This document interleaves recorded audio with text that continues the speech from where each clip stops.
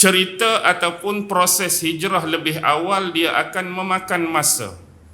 Jadi saya akan mulakan dengan perjalanan setelah Rasulullah berada di gua hampir 3 hari 2 malam kerana menyembunyikan diri daripada kejaran pemuka-pemuka musyrikin Mekah.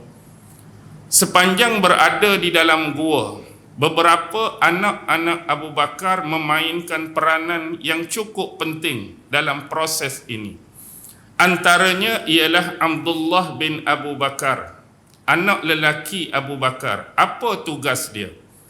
Anak lelaki Abu Bakar yang nama Abdullah ini ditugaskan untuk mencari informasi di kota Mekah. Pada waktu siang, dia akan keluar ke kota Mekah mendengar percakapan dan bicara-bicara pemimpin-pemimpin di Mekah. Cuba dengar, mereka cerita apa pasal bapak kamu, Abu Bakar ni. Mereka cerita apa pasal Nabi. Jadi bila siang harinya dia mendapatkan berita, khabar dan informasi ini, maka pada sebelah petang, bila matahari hampir terbenam, dia akan menuju ke Gua Sur. Di sana dia akan menaiki Gua Sur dan menyampaikan berita dan informasi yang dia dengar, yang dia ambil waktu siang hari tadi. Contohlah kata waktu di kota tadi ada orang cakap pasal Rasulullah sekian. Ada orang cakap pasal Abu Bakar sekian. Dia sampaikan informasi itu hampir setiap hari. Manakala anak perempuan kepada Abu Bakar iaitu Asma, kakak kepada Aisyah, yang pada waktu tu Asma sedang sarak mengandung. Cuba tuan-tuan bayangkan seorang wanita yang kodrat dia lemah, mengandung pula. Tapi dia ni ditugaskan untuk membawa makanan dan minuman. Keluar daripada rumah, berjalan, mengandung, susah payah, menuju ke Gua Sur. Bawa makan, bawa minum. Lepas tu nak kena apa? Nak kena panjat pula. Lalu bila nak panjat ni susahlah. Kita hak tak bawa makan, tak bawa minum pun nak panjat gunung ni, tangan kena macam tu. Nak panjat bukit, takut tergelincir, takut jatuh dan sebagainya. Lalu bagaimana dia buat? Dia mengambil tali pinggangnya. Lalu dia belah tali pinggang dia kepada 2 bahagian. Satu bahagian dia ikat makanan di sebelah kanan dan satu bahagian lagi dia ikat minuman di sebelah kiri. Jadi bila makanan duk kanan, minuman duk kiri, barulah tangan dia ni bertugas sebagai cara untuk menaiki gunung di Gua Sur itu. Jadi tuan-tuan boleh bayang tak? Boleh bayang tak kesusahan dan kepayahan dia? Mengandung ni, kalau hak kata biasa, hak duk hiking hari-hari, kita tak kisah sangat. Jadi tujuan dia apa? Nak bagi makan dekat Rasulullah, nak bagi makan dekat bapak dia, nak bagi kemudahan dari sudut tersebut kepada 2 insan yang mulia ni. Sebab itulah dalam sejarah Asma ni digelar apa? Zatun ni tokin, wanita yang memiliki 2 ikat pinggang. Baik, manakala seorang lagi hamba kepada Abu Bakar bernama Amru bin Fuhairah. Tugas Amru bin Fuhairah ini ialah membawa sejumlah kambing. Ditugaskan untuk mengembala di kawasan yang menjadi laluan kedua-dua anak Abu Bakar tadi. Cuba tuan-tuan bayangkan, Abdullah nak pi ke gua mesti berjalan. Bila berjalan, tapak kaki atas padang pasir tadi mesti berbekas. Lepas tu nanti nak balik pun berbekas juga. Asma nak pi pun mesti berbekas, dan Asma nak balik semula pun mesti berbekas.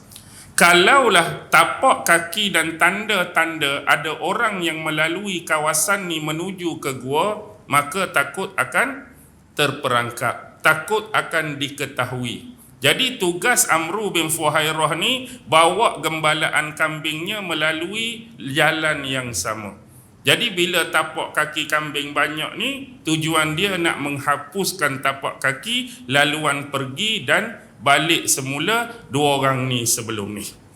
Dan ini adalah bentuk strategi, ini adalah bentuk taktikal pada masa tu.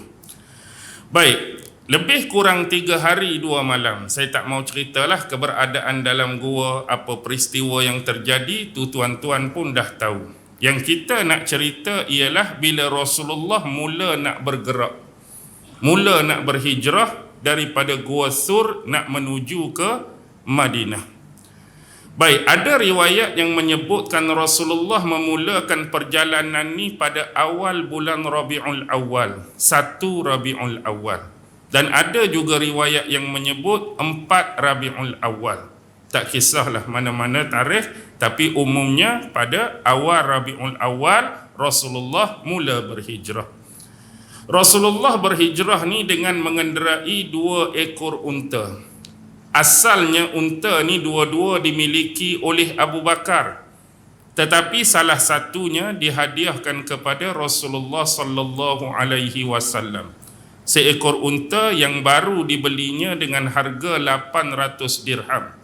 Dan unta inilah dalam sejarah, dalam kitab-kitab sirah disebut dengan nama Al-Quswa.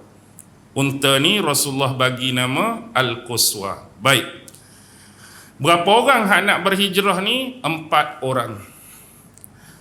Unta Rasulullah dibawa dan dipandu oleh seorang apa?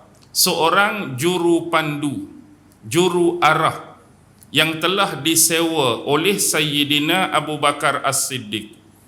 Dia adalah seorang lelaki yang bernama Abdullah bin Uraikid. Abdullah bin Uraikid ni seorang musyrik, penyembah berhala daripada Bani Dail. Nama dia Abdullah bin Uraikid Al-Laisi. Walaupun dia ni orang musyrik, tetapi Rasulullah dan sahabat Sayyidina Abu Bakar ni menyewa perkhidmatan dia, kepakaran dia, iaitu dalam menunjuk jalan, menunjuk arah daripada Mekah ke Madinah pada jalan yang bukan menjadi kebiasaan laluan.